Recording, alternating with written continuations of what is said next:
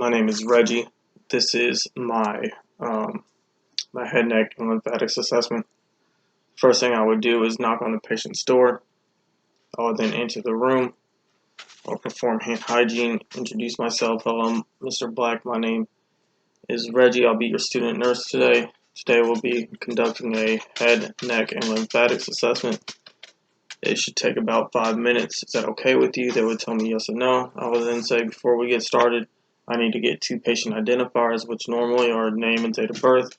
I would then ask if he has any allergies, along with it, whether or not the patient is in any pain, using a scale of 1 to 10, with 10 being giving birth.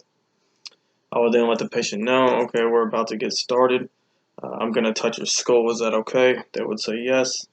I would then begin inspecting for size, shape, and any deformities. I would note that the skull is within normal limits. It is normal cephalic with no deformities.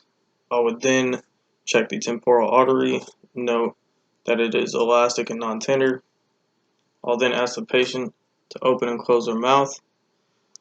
I would ask them whether or not those movements or motions were painful. I would feel their jaw while they do it. I would note that the patient has full range of motion of the temporal mandibular joint. There's no pain, crepitus, clicks, pops on palpation or during movement. I would then state, I'm going to check their scalp. I would see that there's no lesions or infestations present. Everything presents within normal limits. I would then inspect their face. I would ask Mr. Black whether he could smile for me. I would note that his skin is smooth, it's even toned, facial expression is appropriate for the current situation. The patient has no tattoos or piercings, symmetrical facial features, no droop. They have no tics, no masses, no edema. Next, Mr. Black, I'm going to inspect your neck. Can you please extend your neck back and look at the ceiling for me? Okay, now can you drop your head to your right shoulder? Then can you drop it to your left shoulder? I would ask him whether or not any of that motion hurt.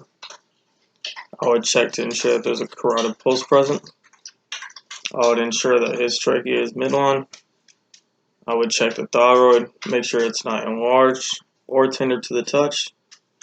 I would note that the neck has full range of motion. I would then palpate the pre and post auricular lymph nodes, which are in front and behind the ears. Those are the occipital,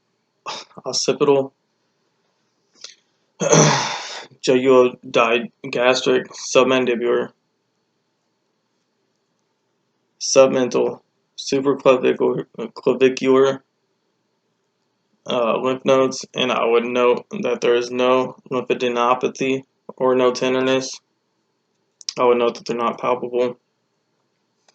I'll then let the patient know that the head, neck, and lymphatics assessment is complete. I would ask whether or not Mr. Black had any questions. I would then ensure that the patient had their call light and tell them that if they need anything, that they can call us. I would then tell the patient thank you. I would conduct head hygiene, and then I would walk out of the room.